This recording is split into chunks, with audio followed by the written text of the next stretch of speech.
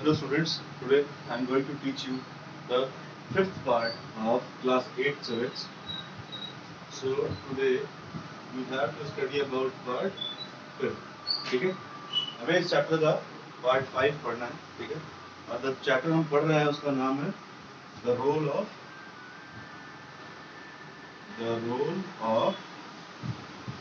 Parliament.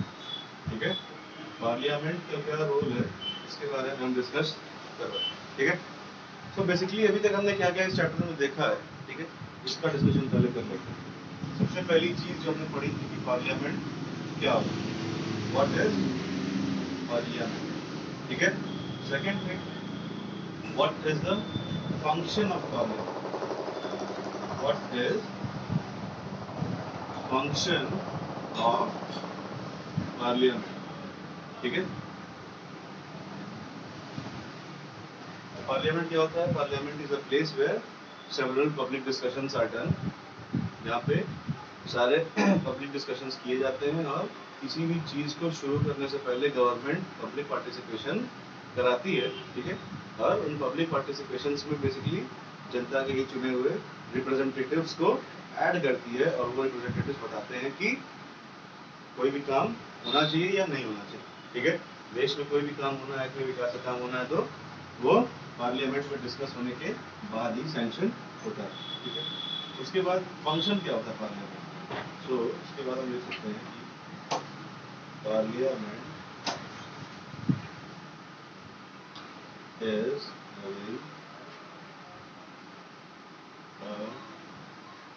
a lot of functions to include public participation.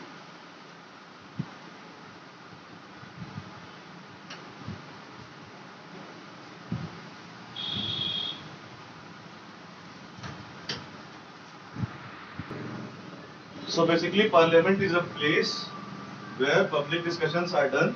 Okay, and if any rule is about to start or stop, then basically parliament में ही इसका discussion किया जाता है public के द्वारा चुने गए रिप्रेजेंटेटिव्स से.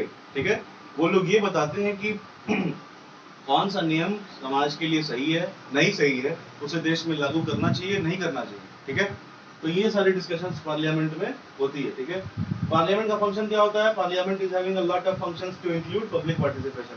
पब्लिक पार्टिसिपेशन को गवर्नमेंट के डिसीजन में ऐड करने के लिए या शामिल करने के लिए पार्लियामेंट के बहुत सारे ऐसे अंग हैं जो काम करते हैं. ठीक है, इसके बाद हमने बात की थी पार्लियामेंट के पार्ट्स के बारे में. ठीक है, what are the divisions of parliament.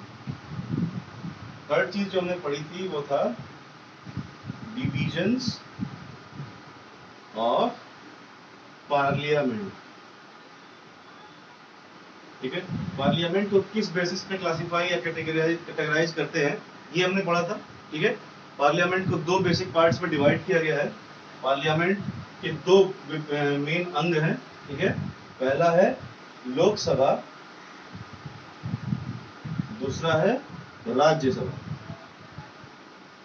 ठीक है, तो अब इसमें क्या बताया था मैंने. इसमें मैंने ये बताया था कि पार्लियामेंट के दो ऐसे भाग हैं या दो ऐसे टाइप्स हैं जिसके हिसाब से लोग डिस्कशन करते हैं. ठीक है, और इन दो पार्ट्स का नाम है लोकसभा और राज्यसभा. ठीक है, तो लोकसभा में ये जो है इसमें स्टेट की डिस्कशन की जाती है, स्टेट गवर्नमेंट डिस्कशन करती है. ठीक है, उसके बाद अगर इसमें बात करते हैं राज्यसभा में, तो राज्यसभा में भी दो पार्टियां, रूलिंग पार्टी और अपोजिशन पार्टी मिल करके डिस्कशन करती है. या फिर अगर रूलिंग पार्टी को कोई दिक्कत आ रही है काम करने में, ठीक है, तो वो अपोजिशन पार्टी उसको एडवाइस करती है, या ऐसा कोई काम जो रूलिंग पार्टी द्वारा न किया गया हो वो अपोजिशन पार्टी उन्हें याद दिलाती है. ठीक है, that you have to do this work, you had promised that you will do this types of work. Okay, so इसके बाद हम आते हैं फिर से लोकसभा पे. तो लोकसभा में 545 सीट्स हैं.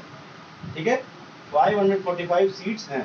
ठीक, और जब लोकसभा चुनाव होते हैं देश में हमारे, ठीक है, लोकसभा चुनाव किस लिए होते हैं. लोकसभा चुनाव होते हैं प्रधानमंत्री या नेशनल गवर्नमेंट की सिलेक्शन के लिए. ठीक है, तो इन 545 सीट्स पे इलेक्शन होते हैं. ठीक, और इलेक्शंस के दौरान पूरी कंट्री को छोटी छोटी कॉन्स्टिट्यूएंसीज में बांट दिया जाता है, ठीक है।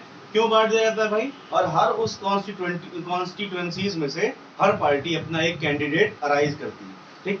तो जैसे जैसे कैंडिडेट अराइज करती है, जो पार्टी को सबसे ज्यादा सीट मिलते हैं इस लोकसभा इलेक्शंस में, लोकसभा में, वो पार्टी को प्रेसिडेंट इनवाइट करते हैं दैट आप आकर के अपनी गवर्नमेंट का फॉर्मेशन कर सकते हैं, ठीक। तो इन 545 में से सबसे ज्यादा सीट जिसकी आती है वो पार्टी जीत जाती है, ठीक है। तो 545 सीट लोकसभा में है, ठीक।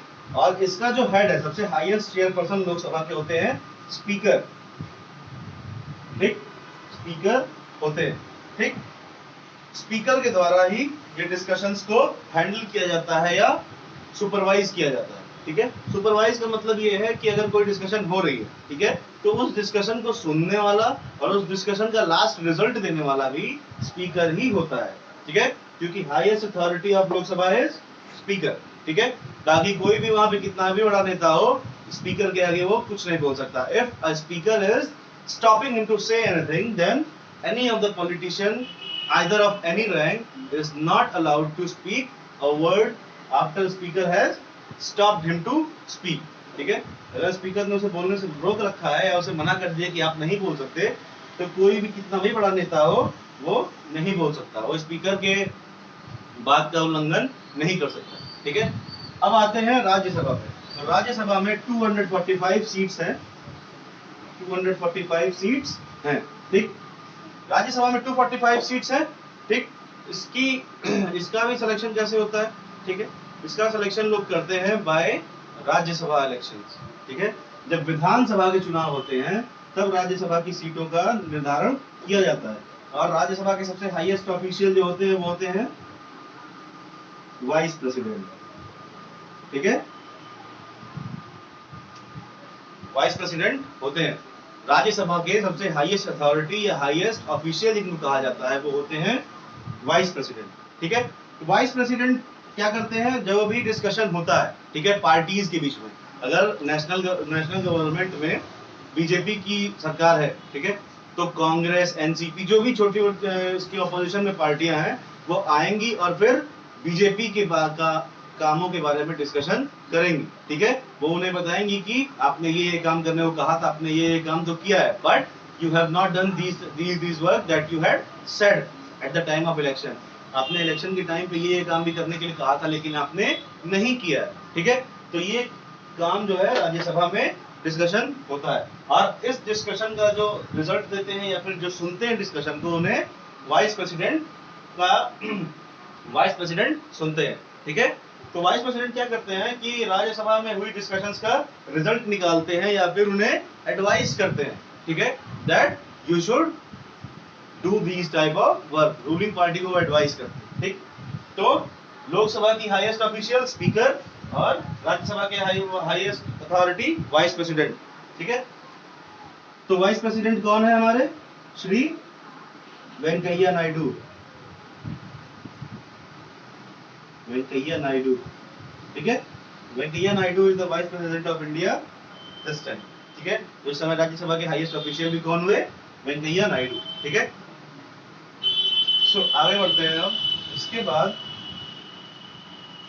राज्यसभा और लोकसभा के बाद मैंने बताया था what is the role of parliament, ठीक है। चौथी चीज जो मैंने बताई थी वो ये थी रोल ऑफ पार्लियामेंट, ठीक है। पार्लियामेंट का रोल क्या होता है, ठीक। सो जब हम बात कर रहे हैं पार्लियामेंट के रोल की, पार्लियामेंट का क्या काम, सो रोल ऑफ पार्लियामेंट में मैंने ये बताया था कि पार्लियामेंट की वजह से देश में क्या क्या काम होते हैं या पार्लियामेंट के कारण क्या क्या देश में बदलाव होते हैं, इसके बारे में मैंने बताया था, ठीक है। तो पार्लियामेंट का सबसे पहला रोल ये होता है, the parliament in our system has immense power because it is a representative of people. Election to the parliament are held in similar manner as they are for the state legislature. The Lok Sabha is usually elected every 5 years. The country is divided into numerous constituencies. ऐसे So role के बारे में मैंने start किया था। Role के बारे में मैंने ये बताया था कि देश में जितने भी चुनाव होते हैं, ठीक है, या देश में किसी भी गवर्नमेंट का सिलेक्शन अगर होता है, ठीक है, चाहे वो स्टेट गवर्नमेंट हो, चाहे वो नेशनल गवर्नमेंट हो, ठीक है, चाहे वो यूनियन टेरिटरीज की गवर्नमेंट हो, ठीक है, इन सब का जो सिलेक्शन होता है, इन सबके नाम जो होते हैं, इन सबका काम जो होता है, ठीक है, वो पार्लियामेंट पे ही डिपेंड करता है। ठीक है, पार्लियामेंट में ही लोगों को ये बताया जाता है कि किसकी सरकार बनेगी। पार्लियामेंट ही ये डिसाइड करता है कि किसकी सरकार बनेगी, कौन से सरकार को क्या क्या काम करने हैं, किस मिनिस्टर को क्या काम करने हैं, ये सारी चीजें पार्लियामेंट से पता चलती है। ठीक है, अब हम क्या करेंगे, इसके बाद बारी बारी से ये डिस्कस करेंगे कि एक एक करके कि पार्लियामेंट का रोल बेसिकली होता क्या है और उस रोल को कैसे परफॉर्म किया जाता है। ठीक है, तो पहले रोल के बारे में अगर हम बात करें पार्लियामेंट की, अब यहां से शुरू करते हैं हम अपना आज का एजेंडा। ठीक है, तो हमारा आज का एजेंडा ये है रोल ऑफ पार्लियामेंट। ठीक है, रोल ऑफ पार्लियामेंट। ठीक, पार्लियामेंट का रोल क्या होता है, तो पहले रोल की अगर हम बात करते हैं तो पहला रोल है to select the national government, to select the national government.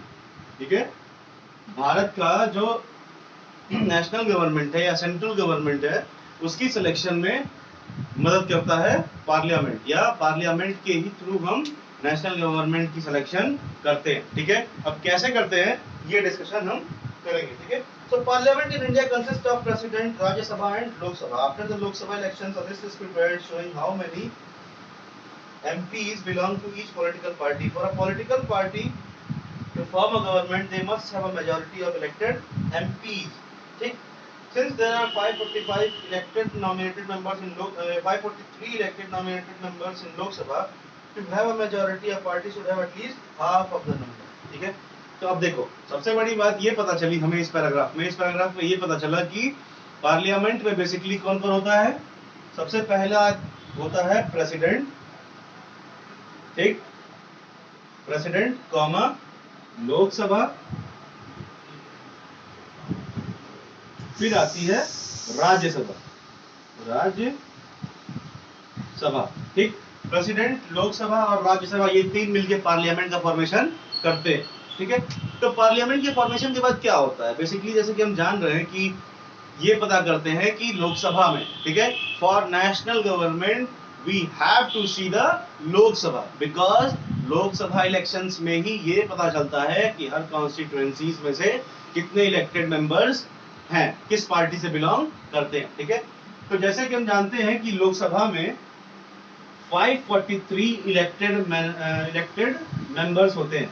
ठीक है, इलेक्टेड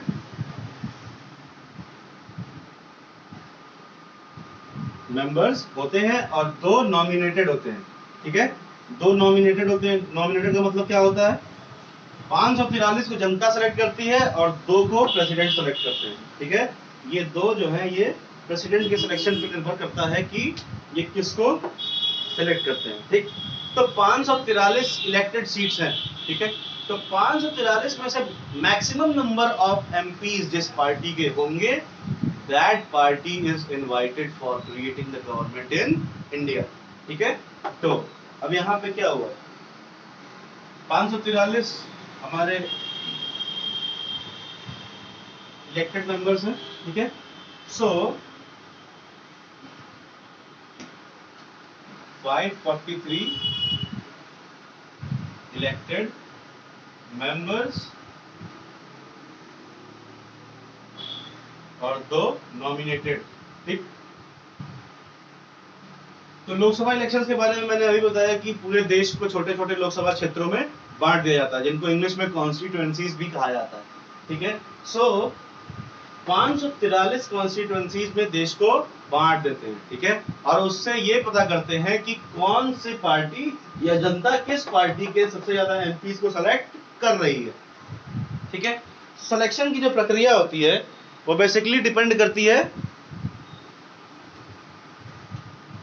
ये 543 लोगों का सिलेक्शन है। ठीक है, ये बेसिकली डिपेंड करता है जनता पे। ठीक है, कि जनता कितने लोगों को सेलेक्ट कर रही है, किस पार्टी के लोगों को सबसे ज्यादा महत्व दे रही है। ठीक, सो इन 543 में से जिसको भी सेंट्रल गवर्नमेंट की फॉर्मेशन करनी है या नेशनल गवर्नमेंट बनाना है भारत देश में, ठीक है, उसको कम से कम इस 543 में से आधे से ज्यादा नंबर पाना होता है, आधे से ज्यादा सीट्स को कवर करना होता है। ठीक है, तो इससे ये पता चलता है ना कि जब इलेक्शंस हो जाते हैं तो उसके बाद काउंटिंग जब होने वाली होती है, जब काउंटिंग का स्टार्ट होता है, ठीक है, तो हर कॉन्स्टिट्यूएंसीज के जो जीते हुए मेंबर्स होते हैं, एमपीज होते हैं, ठीक है, वो देखा जाता है कि किस पार्टी से बिलोंग करते हैं। ठीक है, अगर मैक्सिमम नंबर ऑफ एमपीज किसी एक पार्टी से बिलोंग करते हैं तो उनको गवर्नमेंट की फॉर्मेशन के लिए बुला लिया जाता है। ठीक, अगर 543 का आधा करें तो कम से कम 260 प्लस स्कोर होना चाहिए, या 260 प्लस सीट्स लोकसभा में किसी भी पार्टी को लानी पड़ती है ताकि वो भारत देश में अपनी सरकार बना सके। ठीक है, सेंट्रल गवर्नमेंट की फॉर्मेशन हो सके। ठीक, तो ऐसा कई बार होता है कि कुछ पार्टियां 300 प्लस चली जाती है। ठीक है, अगर हम 2014 इलेक्शंस की बात करें और 2019 इलेक्शंस की बात करें तो बीजेपी ने 300 प्लस सीट्स को एक्वायर किया है दोनों ही इलेक्शंस में। ठीक है, 300 प्लस का मतलब क्या है, आधे से काफी ज्यादा। ठीक है, तो 2014 में भी 300 प्लस था, 2019 में भी 300 प्लस है था। ठीक है, तो इन दोनों इलेक्शंस में बीजेपी ने 300 प्लस सीट्स को कवर किया। ठीक है, 300 से ज्यादा कॉन्स्टिट्यूएंसीज के सीट्स पे बीजेपी के इलेक्टेड मेंबर्स थे या एमपीज थे। ठीक, इससे क्या हुआ, इससे ये पता चलता है कि 300 से ज्यादा सीट है, यानी कि आधा से काफी ज्यादा है। ठीक है, देन क्या करता है पार्लियामेंट इनको इनवाइट करेगा that you are now eligible for making the government, आप अब भारत देश में अपनी सरकार बनाने के लिए तैयार है। क्यों, क्योंकि आपके पास आधे से ज्यादा सीट है। ठीक, कैसे है भाई, क्योंकि 300 सीट मिल गया। ठीक है, मैक्सिमम चाहिए था 260 प्लस चाहिए था, केवल 260 चाहिए था, लेकिन इनके पास 300 है। ठीक है, ऐसे ही अगर हम बात करें, सबसे पहला इलेक्शन जो था 1947 के बाद हुआ था। ठीक है, 1947 के बाद 4 बार तक, ठीक है, 4 इलेक्शंस में जवाहरलाल नेहरू को भी 300 प्लस सीट्स कांग्रेस को मिला था। ठीक है, पूरे भारत देश में। ठीक, तो उससे भी क्या हुआ कि उस समय भी पार्लियामेंट का फॉर्मेशन किया गया था। तो 1947 के बाद जो पहला इंडिपेंडेंट इलेक्शन इंडिया ने लड़ा था, इंडिया के पार्टीज ने लड़ा था, ठीक है, तो 300 से ज्यादा सीट जवाहरलाल नेहरू की पार्टी ने एक्वायर किया था। ठीक, 4 बार, और इसीलिए उन्हें सरकार बनाने के लिए या प्रधानमंत्री बनने के लिए इनवाइट किया गया that you are now eligible for forming the central government in India. ठीक है, अब आपको सेंट्रल गवर्नमेंट का फॉर्मेशन करने के लिए इंडिया में आप पूरी तरह से एलिजिबल है। आपके पास 543 में से 300 से ज्यादा सीटें हैं। ठीक है, 300 से ज्यादा इलेक्टेड एमपीज हैं पूरे देश की कॉन्स्टिट्यूएंसीज में से, इसलिए अब आप अपनी सरकार का फॉर्मेशन कर सकते हैं। ठीक है, अब हम ये बात करते हैं कि अगर 300 या फिर 260 से कम सीट आती है तब क्या होता है। ठीक है, now we will talk about what is the situation that happens when a party is having less than 260 seats। 260 सीटों से अगर कम सीट्स मिलती है किसी पार्टी को तो वो क्या करती है। ठीक है, तो if a party, political party और कोई पार्टी नहीं है, if a party is having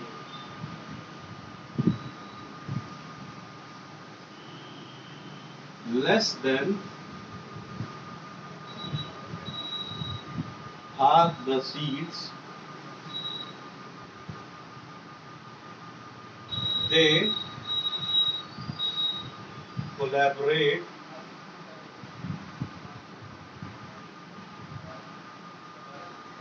with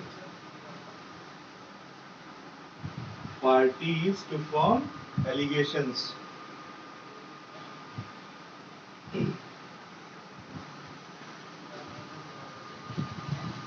allegations and hence they form, and by collaborating leads to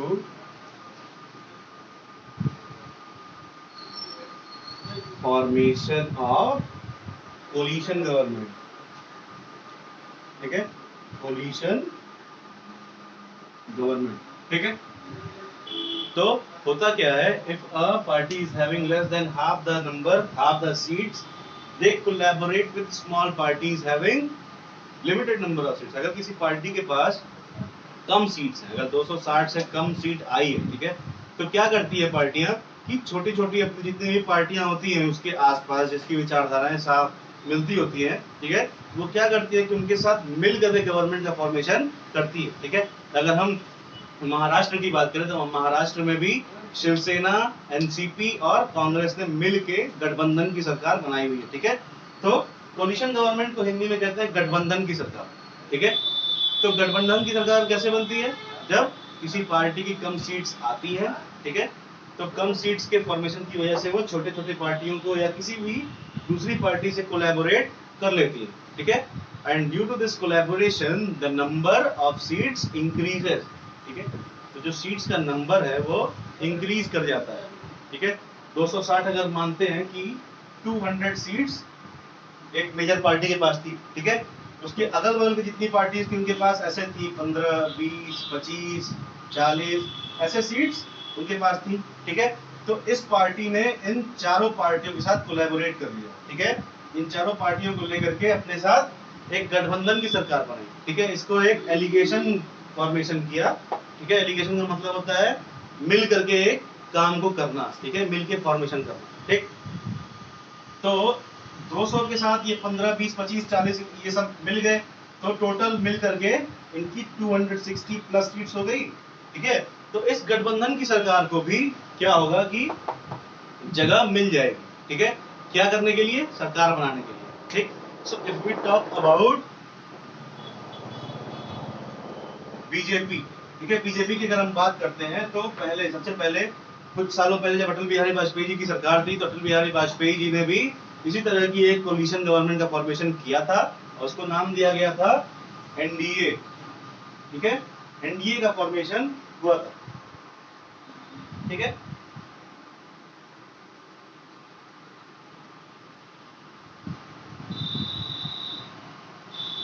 और इसी तरह कांग्रेस ने भी एक एलिगेशन का फॉर्मेशन किया जिसको कहा गया यूपीए, ठीक है।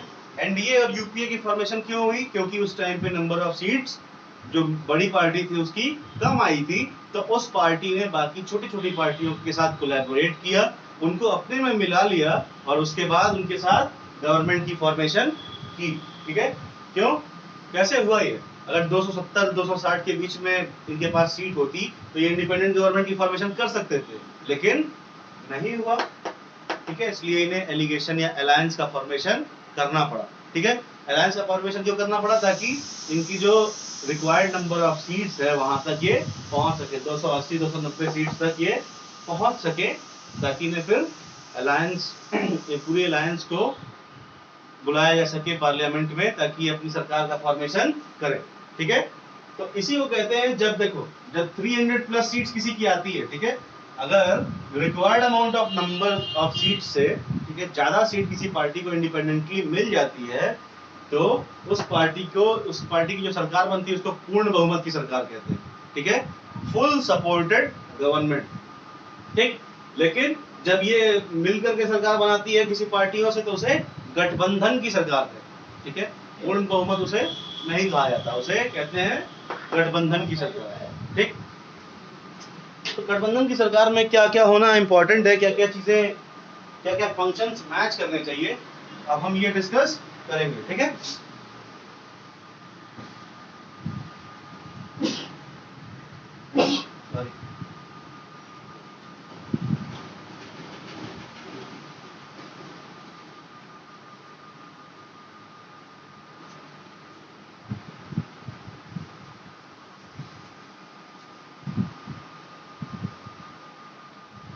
तो हम बात करते हैं अब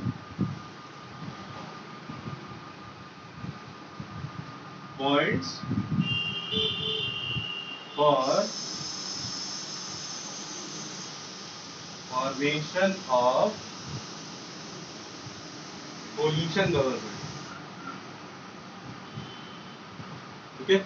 कोलिशन गवर्नमेंट की सरकार बनने के लिए किन किन चीजों का मिलना जरूरी है, किन किन चीजों पे ध्यान देना जरूरी है किसी भी पार्टी और किसी भी गवर्नमेंट का, ठीक है, इसकी बात अब हम करेंगे। So first thing is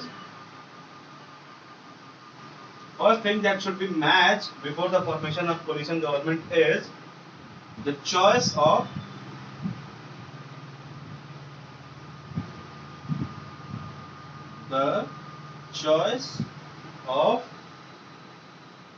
highest authority. ठीक है, तो सेंट्रल गवर्नमेंट में हाईएस्ट अथॉरिटी क्या होती है? सबसे बड़ी अथॉरिटी या सबसे हाईएस्ट अथॉरिटी किसी भी सेंट्रल गवर्नमेंट में मानते हैं प्राइम मिनिस्टर को। ठीक है, प्राइम मिनिस्टर को क्यों मानते हैं भाई? प्राइम मिनिस्टर को इसलिए मानते हैं क्योंकि सबसे ज्यादा हेड वही होता है, सबसे बड़ा, सबसे ऊंची वाली पोजीशन पे वही होता है, और उसी के नेतृत्व में, उसी के लीडरशिप में गवर्नमेंट का फॉर्मेशन होता है, सरकार उसी के नेतृत्व में बनती है। ठीक है, सरकार का जो भी काम होगा, जो भी डिसीजन मेकिंग होती है या फिर कुछ भी करना होता है, तो वो प्राइम मिनिस्टर ही करता है। तो जितनी भी कोलिशन गवर्नमेंट में पार्टीज मिल रही हैं किसी भी पार्टी से कोलैबोरेट करने के लिए, ठीक है, तो उनकी जो विचारधारा है प्राइम मिनिस्टर के सिलेक्शन के बारे में, ठीक है, कि जो प्राइम मिनिस्टर के लिए नॉमिनेटेड है, ठीक है, वो नॉमिनेटेड पर्सन सबसे मैच करना चाहिए, सबकी जो चॉइस है वो वही नॉमिनेटेड पर्सन होना चाहिए।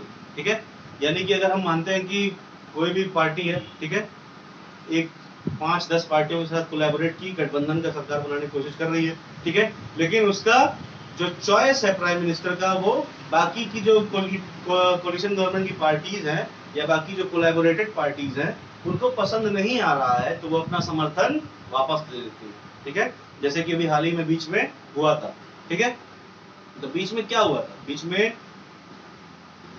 जब महाराष्ट्र में सरकार बन रही थी तो कई बार ऐसा हुआ कि शिवसेना ने अपना सपोर्ट जो है बीजेपी से वापस ले लिया। क्यों वापस ले लिया? क्योंकि जो चीफ मिनिस्टर की सिलेक्शन बीजेपी वाले कर रहे थे वो शिवसेना को पसंद नहीं आया। ठीक है, वो चाहते थे कि शिवसेना की पार्टी का चीफ मिनिस्टर बने।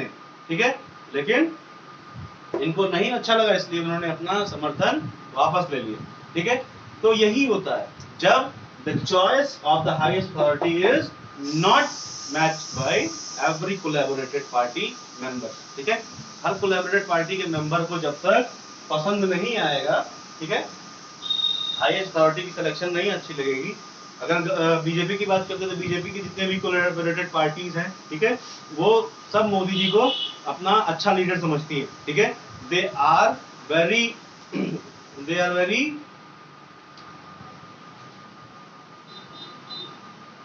Well satisfied by our prime minister's leadership. ठीक है, तो इससे क्या होता है कि जो हाईएस्ट अथॉरिटी की सिलेक्शन है वो सबको पसंद आ रही है। ठीक है, इसीलिए उन्होंने अपना समर्थन बीजेपी को दे रखा है। ठीक है, लेकिन जिस दिन उनके चुने हुए हाईएस्ट अथॉरिटी उनको नहीं पसंद आएंगे वो अपना समर्थन वापस ले लेंगी। ठीक है, तो ये होती है पहली चीज, the choice of highest authority should be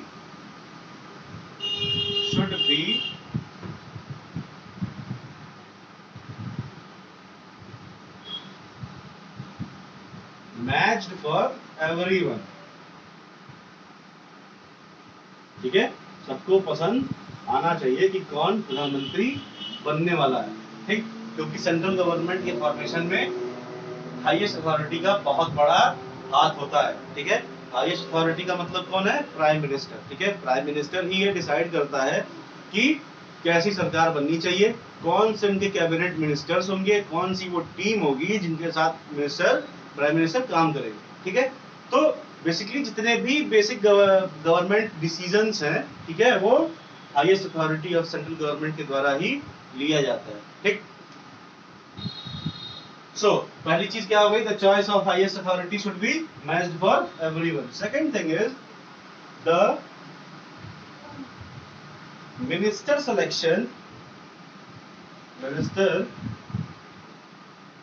selection of the PM's cabinet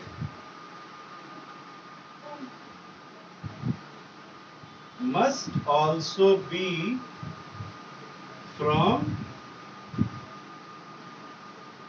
every required party. Required party या कोलैबोरेटिव पार्टी बात एक ही है, ठीक है। तो अब बाकी की पार्टियां ये चाहती हैं कि जो कैबिनेट मंत्रियों की सिलेक्शन है, ठीक है, जो प्रधानमंत्री खुद करते हैं, ठीक है, वो भी हर पार्टियों के द्वारा हो। वो ये चाहते हैं कि जो भी पार्टियां बीजेपी जैसी बड़ी पार्टी से मिली है, ठीक है, जो भी प्राइम मिनिस्टर बन रहा है वो हर उस आदमी को सेलेक्ट करे जिसने उन्हें अपना पूरा सपोर्ट दिया है। अगर हम बात करें प्राइम मिनिस्टर के कैबिनेट मंत्रियों की सिलेक्शन की, ठीक है, तो हर छोटी पार्टी चाहेगी कि हमारे पार्टी का एक नेता जो है प्रधानमंत्री के कैबिनेट मिनिस्टर्स की टीम में शामिल हो, ठीक है। तो इसी तरह क्या होता है कि प्राइम मिनिस्टर भी इस बात का ख्याल रखते हैं कि हर उस पार्टी जो कि जिसका इमेज साफ है, ठीक है, और जिसने अच्छा काम किया होता है अपने क्षेत्र में, ठीक है, और जो जिस नेता की जो इमेज है या उसकी काम करने का तरीका उन्हें अच्छा लगता है, उन्हें अपने कैबिनेट में वो शामिल कर लेते हैं, ठीक है। कैबिनेट में शामिल करने के उससे क्या होता है, वो कैबिनेट मिनिस्टर्स की जो टीम होती है वो टीम उन्हें हर फील्ड के बारे में डिस्कस करती है, बताती है कि what type of development is needed in their defined area, ठीक है। जिस एरिया का उन्हें मंत्री बनाया जाता है, जैसे बहुत सारे एरिया, ठीक है, जैसे महिला व बाल विकास मंत्रालय है, ठीक है, सूचना ब्रॉडकास्टिंग मिनिस्ट्री है, ठीक है, उसके बाद बहुत साइबर मिनिस्ट्री है, ठीक है। तो ये सारी जो मिनिस्ट्री है, ठीक है, इन मिनिस्ट्रीज का नेटवर्क एंड ब्रॉडकास्टिंग मिनिस्ट्री, ठीक है। तो इन सारी मिनिस्ट्रीज जो है उनमें एक लीडर सौंप दिया जाता है हर जगह, ठीक है। तो सौंपने के बाद क्या करते हैं कि वो सारे लीडर्स, ठीक है, प्रधानमंत्री जी को या फिर पीएम साहब को आके बताते हैं कि दैट इस फील्ड में, इस मिनिस्ट्री में इन इन चीजों पे डेवलपमेंट की जरूरत है। अगर हम बात करें नेटवर्क और ब्रॉडकास्टिंग मिनिस्ट्री की, तो वहां पे जो उनके लीडर है वो आके बताएंगे कि sir in our country the data rate, the internet speed is not that much compatible for the public, ठीक है। तो आके बताएंगे ना कि मतलब हमारे देश में जो इंटरनेट की स्पीड है या फिर जो भी किसी चीज के बारे में नेटवर्क से रिलेटेड चीजें हैं, वो क्या क्या चीजें जरूरी है, क्योंकि वो प्राइम मिनिस्टर से आगे राय लेते हैं और बताते हैं, ठीक है। सो ये सारी चीजें हैं जो पीएम साहब को उनके कैबिनेट मिनिस्टर्स बताते हैं, ठीक।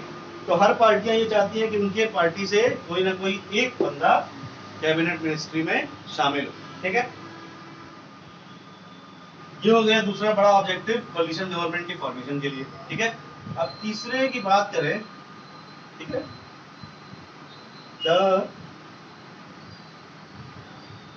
Values of the supportive party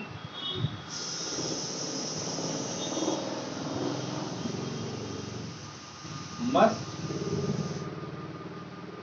also be valued by PM or highest authority,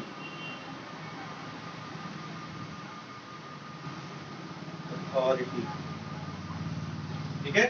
तो अब तीसरा जो सबसे इंपॉर्टेंट पॉइंट है वो ये है कि जो जो सपोर्टिव पार्टियां हैं, जो छोटी छोटी पार्टियां जो बड़ी पार्टी से गठबंधन कर रही हैं, ठीक है, जो काम वो करना चाहती थी वो भी काम जो है प्रधानमंत्री जी या प्राइम मिनिस्टर साहब उनकी बातों का भी ध्यान दें, उनकी भी वैल्यूज की कीमत होनी चाहिए, ठीक है। अगर किसी एरिया में गठबंधन की सरकार बने, जैसे हम हरियाणा की बात कर लेते हैं, तो वहां पे बीजेपी और जेजेपी के गठबंधन की सरकार है, ठीक है। तो छोड़ते हैं ना, हम स्टेट की बात नहीं करते, हम सेंट्रल गवर्नमेंट की बात करते हैं, ठीक है। तो अगर प्राइम मिनिस्टर साहब ने किसी और पार्टी के साथ या प्राइम मिनिस्टर साहब की पार्टी ने किसी पार्टी के साथ गठबंधन किया है, तो वो गठबंधन की हुई पार्टी भी चाहेगी कि हमारे पार्टी का जो मोटो है, हमारे पार्टी जो काम करना चाहती है, वो प्रधानमंत्री जी उसका भी ध्यान दें, ठीक है, और उन चीज को भी, उन वैल्यूज को भी अहमियत दी जाए, ठीक है। तो ये तीन बेसिक प्रिंसिपल्स थे जिनके बेसिस पे कोलिशन गवर्नमेंट की फॉर्मेशन होती है, ठीक। अब आगे चलते हैं फिर से हम अपने नेशनल गवर्नमेंट के सिलेक्शन पे, ठीक। ये बात हो गई कोलिशन गवर्नमेंट की, कोलिशन गवर्नमेंट बनती कैसे, ठीक।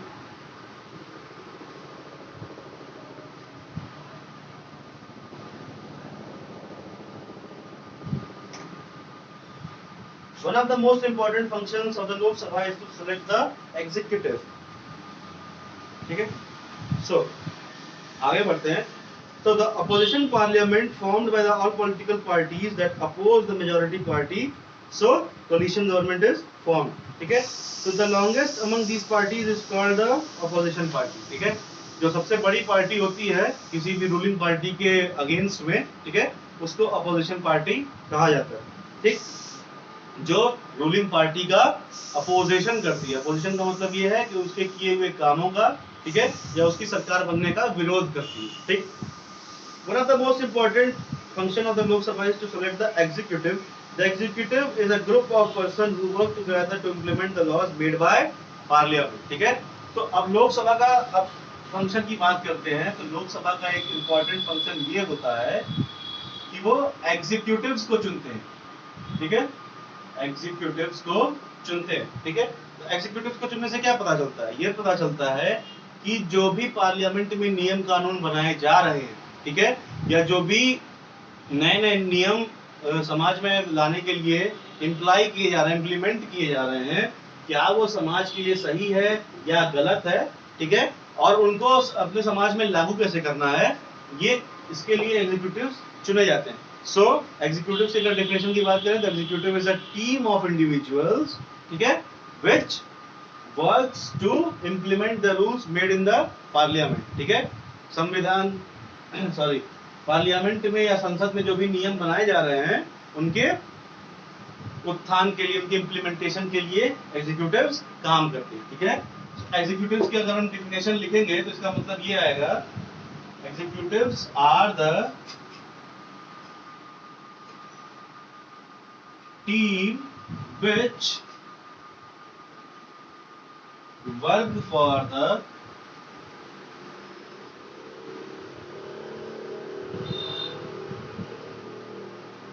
implementation of laws in society, ठीक है, और कंट्री, ठीक है। अपने देश में कोई भी नियम कानून बनता है तो उस नियम कानून के फॉर्मेशन के पीछे क्या चीजें जरूरी है, ठीक है, उनको कैसे इंप्लीमेंट किया जाना है, ये सारी चीजें ये एग्जीक्यूटिव्स तय करते हैं, ठीक। सो This executive is often what we have in mind when we use the term government, ठीक है। तो ये एग्जीक्यूटिव की जो टीम होती है ये भी वैसे ही काम करती है जैसे देश की गवर्नमेंट काम करती है, ठीक है। सो these executives work similar to the government, similar to government, ठीक है। और इन एग्जीक्यूटिव का जो चयन है या फिर ये जो चुनाव है वो लोकसभा में ही किया जाता है, ठीक है। तो लोकसभा ये सेलेक्ट करती है कि एग्जीक्यूटिव्स कौन कौन से होंगे, ठीक है, और कौन कौन से जो नियम बनाए जा रहे हैं वो कौन कौन से एग्जीक्यूटिव्स इंप्लीमेंट करने में काम करेंगे, ठीक। सो ये है बेसिक इंपॉर्टेंस लोकसभा का एक और, ठीक है। तो लोकसभा से हमें ये पता चलता है कि एग्जीक्यूटिव्स का क्या काम है, ठीक है। तो बेसिकली एग्जीक्यूटिव्स करते क्या होंगे? अगर मान लेते हैं कि किसी भी एक समाज के क्या कहते हैं राइट डायरेक्शन के लिए एक नियम पास हुआ, ठीक है। अगर हम बात करते हैं महिला और बाल विकास मंत्रालय है, ठीक है, उसके लिए महिलाओं की सुरक्षा के लिए कोई एक नियम पास हुआ कि एंटी रोमियो स्क्वाड का गठन होगा पूरे देश में, ठीक है। तो एंटी रोमियो स्क्वाड का जब गठन है, ठीक है, इसके बारे में संसद में लोग पेश किए, ठीक है, कि भाई ये बहुत इंपॉर्टेंट है, जो लोग इधर उधर लड़कियों को छेड़ते हैं कुछ भी करते हैं उनके खिलाफ एक एक्शन लेने के लिए एंटी रोमियो स्क्वाड का गठन होना है, ठीक है। तो उस एंटी रोमियो स्क्वाड का गठन कैसे होना है, ठीक है, क्या क्या इंपॉर्टेंट चीजें हैं जो उसके लिए रिक्वायर्ड है, ठीक है, कौन कौन सी चीजें जरूरी होंगी, ठीक, क्या क्या चीजें ऐसी हैं जिनकी बहुत ज्यादा जरूरत है इस एंटी रोमियो स्क्वाड के गठन के लिए, ठीक है, ये सारा चीजें डिस्कस करना या इन सब चीजों का इंतजाम करना इन एग्जीक्यूटिव्स का काम होता है, ठीक है। तो ये एग्जीक्यूटिव्स क्या करेंगे? पता लगाएंगे कि अपने ब्रांच में सबसे ज्यादा सिंसियर ऑफिसर कौन है, ठीक है, पुलिस ऑफिसर्स में सबसे ज्यादा अच्छा रिकॉर्ड किसका है, किसने सबसे अच्छे तरीके से अपने एरिया में काम किया, ठीक है। तो उन इंस्पेक्टर्स की या उन पुलिस ऑफिसर्स की एक टीम बनाई जाएगी, ठीक है। उन टीमों को आइदर मेन और वुमेन, ठीक है, लड़के क्या कहते हैं, लेडीज और मेंस दोनों पुलिस ऑफिसर्स की एक टीम बनाई जाएगी, ठीक है, और फिर उन टीम्स को एक एक छोटी छोटी टीम्स में बना करके अलग अलग जगहों पे भेजा जाएगा, ठीक है। तो ये जितनी भी प्लानिंग है, ये जितना भी काम है, ये पूरा एग्जीक्यूटिव्स के अंडर में होता है, ठीक है। ये एग्जीक्यूटिव्स ही देखते हैं कि ये काम कैसे होगा, जो भी लोकसभा में कोई भी नियम पास हो रहा है तो, ठीक है। So thank you for watching this video. I hope you gained some knowledge from this video. The remaining parts of this chapter will be discussed in another video. So let us talk about the homework. अगर हम homework की बात करते हैं तो homework आज का आपका ये है कि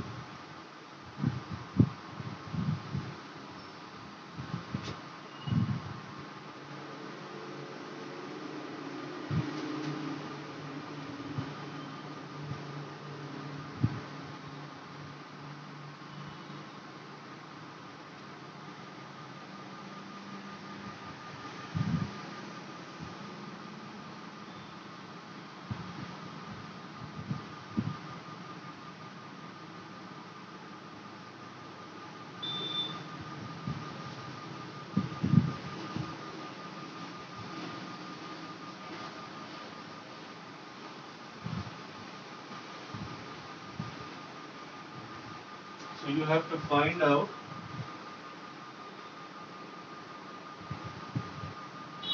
the name of executives